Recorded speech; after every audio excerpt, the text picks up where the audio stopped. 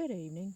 My name is Amy Martin, and today I'm going to be discussing one of my favorite young adult fiction books called The Curse of the Blue Figurine by John Bel Ayres.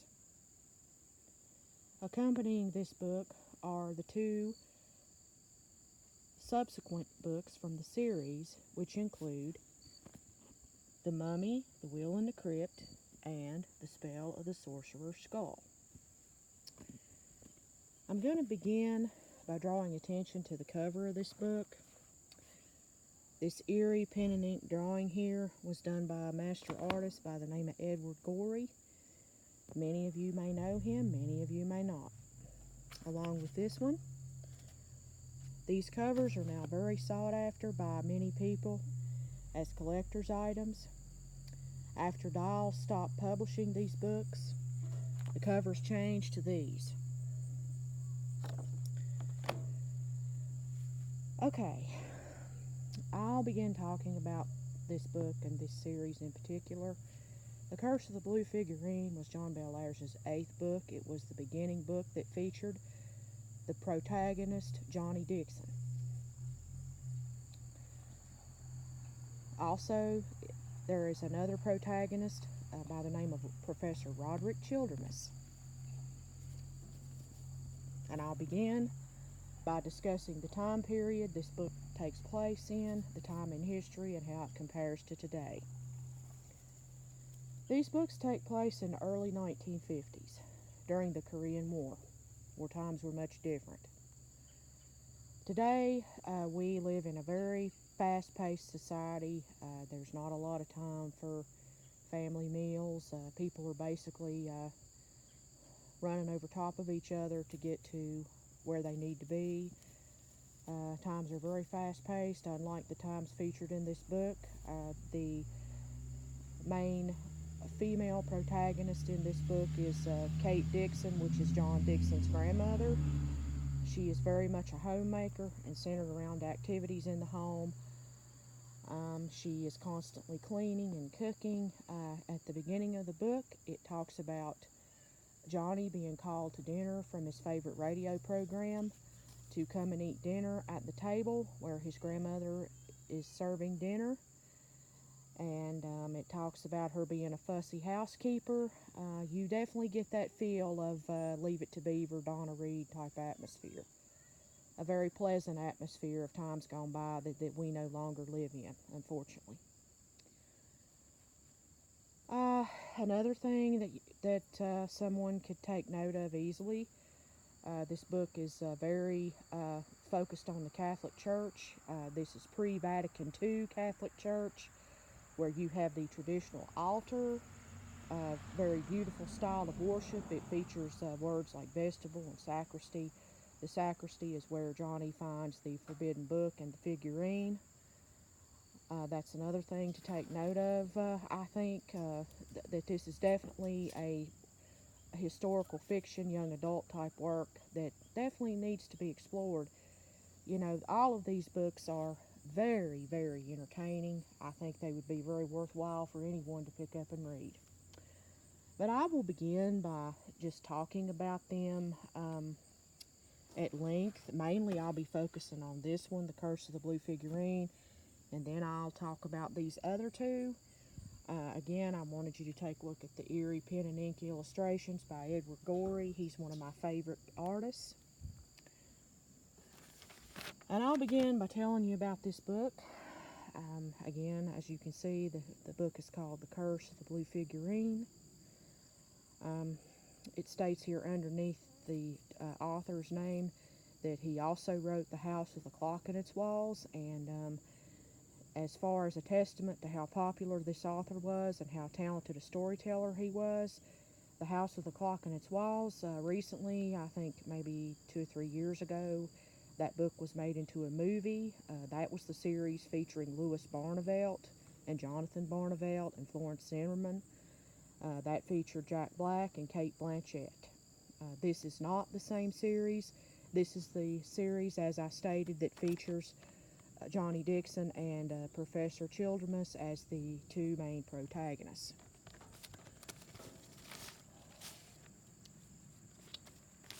There is another series that Mr. Bellairs wrote featuring a young man called Anthony Monday and the protagonist Myra Eels. If you ever want to check those out, The Dark Secret of Weatherend, The Treasure of Alphaeus Winterborn, and The Lamp from the Warlock's Tomb, they're basically Gothic type mysteries like these, but my favorites are the Johnny Dixons. I'll begin to tell you what this book is about. I chose to do my presentation mainly on this book. It's very entertaining. I think the storytelling is very good. It's a page turner. It keeps you focused from beginning to end. It takes place in a town called Dustin Heights in Massachusetts, and I believe that Dustin Heights is a fictional town based on Bellairs' town where he lived and where he passed away, called Haverhill, Massachusetts. It's a little small New England town, very picturesque. In this series, it takes place in New England, and many times they travel throughout New England on their harrowing adventures. In this book, Johnny Dixon has just lost his mother to cancer, and his father is off fighting in the Korean War, and that means that Johnny is staying with his grandparents, Henry and Kate Dixon. As I stated, this is very 1950s, picturesque type family atmosphere where the woman of the home, she is definitely very house proud. She keeps her house tidy. She's very homemaker oriented, cares for her husband, cares for her grandson, is constantly cooking and taking care of the house, very matronly.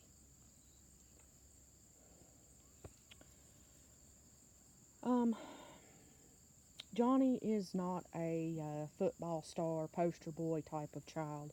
He's very intellectual. He enjoys reading about ancient civilizations, particularly ancient Egypt. He's very cerebral. He wears glasses. I guess the old cliche, a nerd, maybe may be attributed to him. That's one of the things that drew me to these books many years ago. I was always an eyeglass wearer and tended to be more solitary and more into intellectual pursuits than other types of things. The plot begins to thicken on a snowy night when Professor Childermus and Grandpa Dixon must try to rescue the professor's car that has gotten stuck in the snow.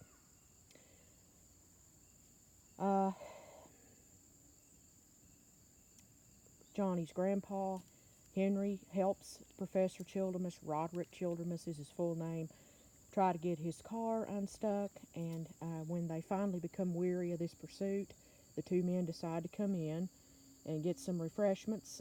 The professor agrees to some brandy, and he insists on some homemade fudge that Kate has made, and that's where, when they're sitting at the kitchen table, the professor discovers Johnny's interest in reading. And this is where the plot starts to thicken, when he finds out that Johnny's interested in ghosts, and he's interested in the history of his church, St. Michael's Parish, that is located in Dustin Heights, where he and his grandparents attend, as well as the professor.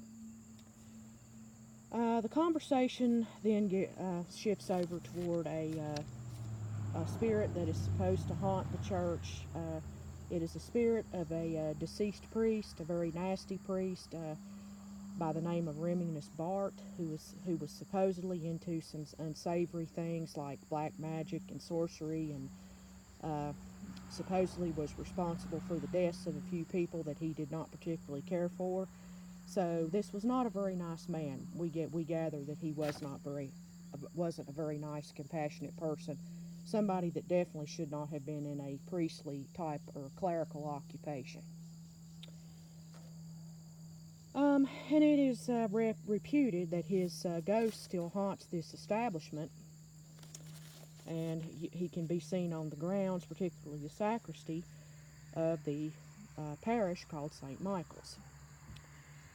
The following day, Johnny, when he's at school, after he heard the professor's tale, he finds himself in the midst of the school bully, a big farm boy by the name of Eddie Tomke.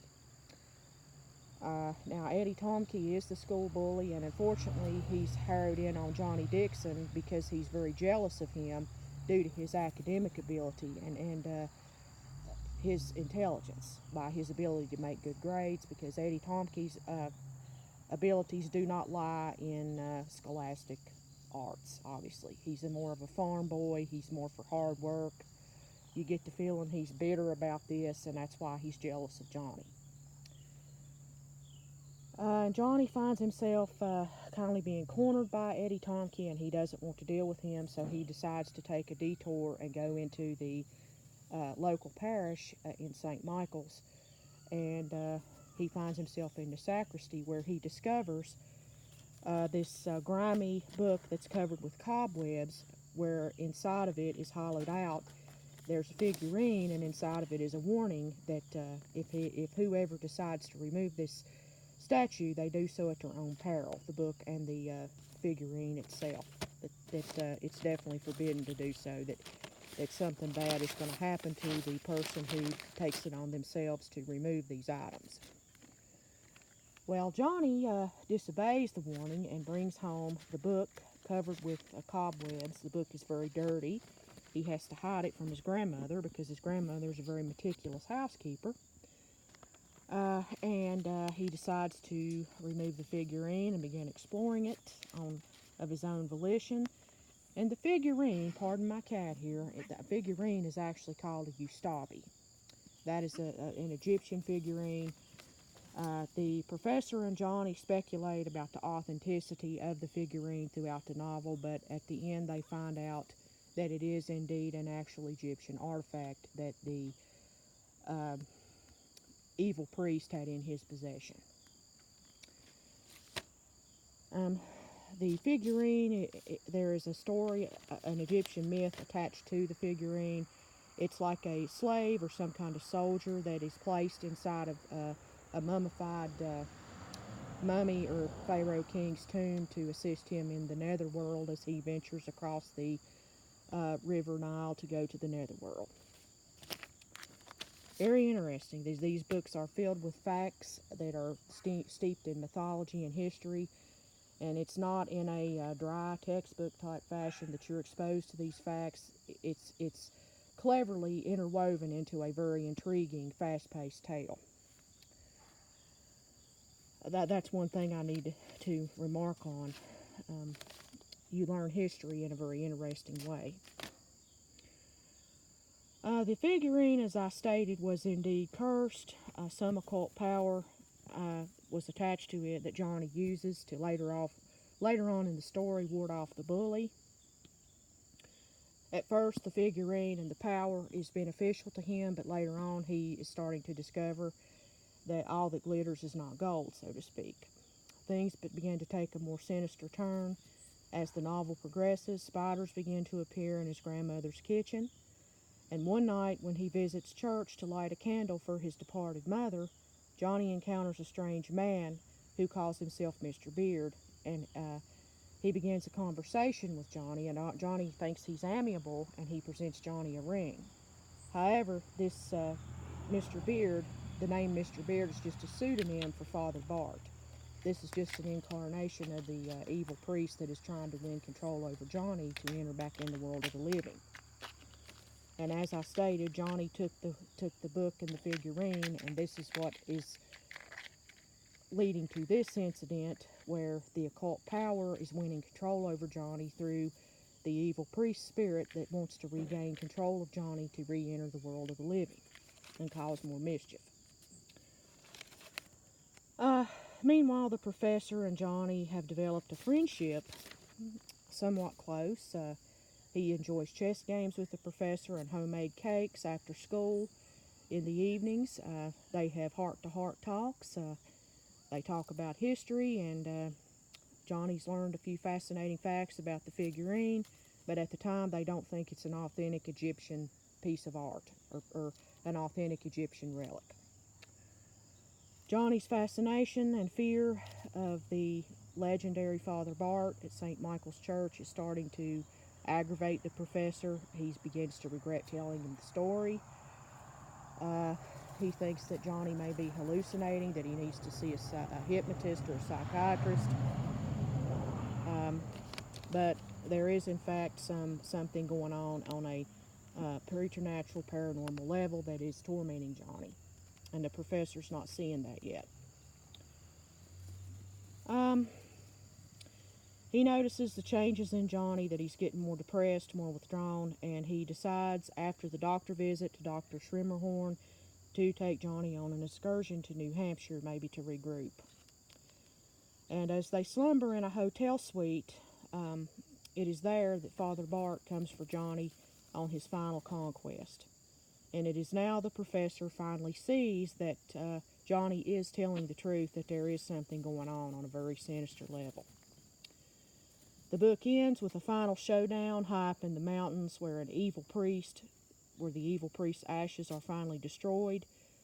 Thereby, he can no longer win entrance into the world of the living and torment Johnny.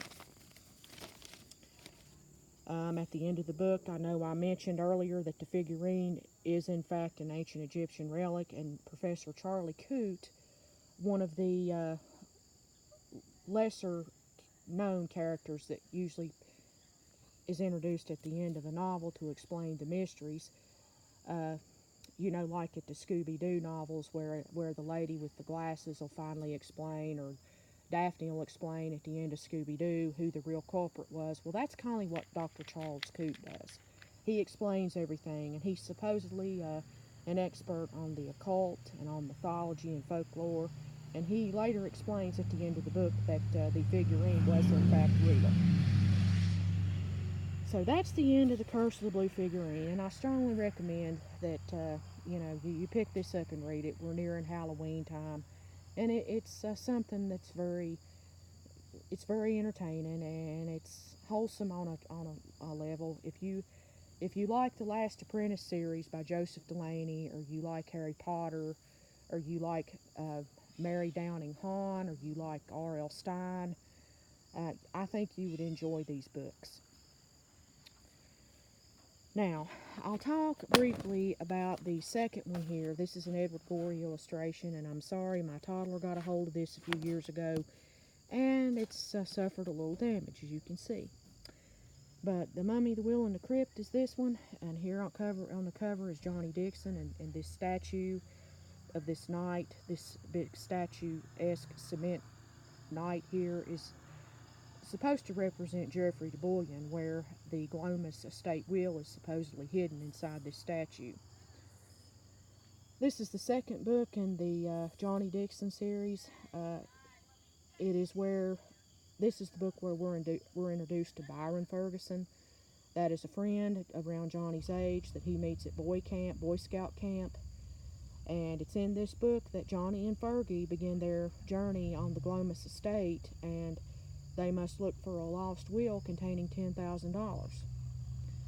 This is the book where Johnny's grandmother has been diagnosed with a brain tumor. Johnny's trying to find the $10,000. His grandmother gets the surgery and she gets better, but he doesn't find the $10,000 till the end of the book, when it's presented to him as a check. Johnny is on a harrowing adventure where he has to battle supernatural evil forces and evil doings by Miss Woodley. She wants the will too, and she's somehow related to the Glomus man who had a lot of money, and he has to take her on, and she's a very nasty character. As I said, the Geoffrey de Bullion statue was where the will was hidden, but it was destroyed. The walls of the Glomus estate caved in, and later on there was a fire, and the will was destroyed in that statue, along with the statue itself. But at the end, Grandma Dixon's health is restored, and it's a happy ending. Johnny's presented the $10,000 by a relative of Mr. Glomus, and that'll take us to the next book here. This is The Spell of the Sorcerer's Skull. This is a very good book. The cover art here is not done by Mr. Gorey, but I will present to show you the clock here. This is Mr. Gorey's art on the frontispiece, and this is supposedly the Childermas clock, and this is where the plot begins to thicken here when Professor Childermus and Johnny are staying up in New Hampshire, and they discover this long-lost clock. That inside of it there is an item that is cursed that sets the story in motion.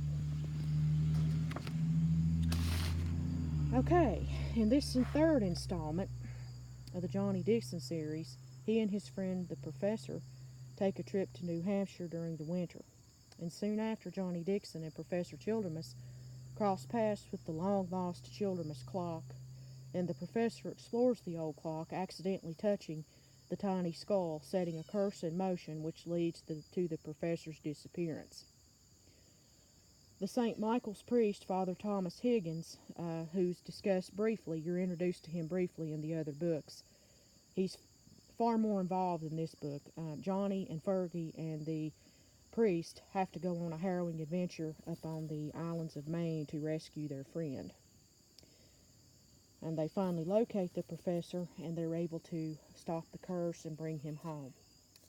This is a very good book, very entertaining as the other two are. I highly recommend these books. Thank you for listening to my lecture. Give these a try. I highly recommend them. Peace and love to everyone, and thanks for listening to my talk.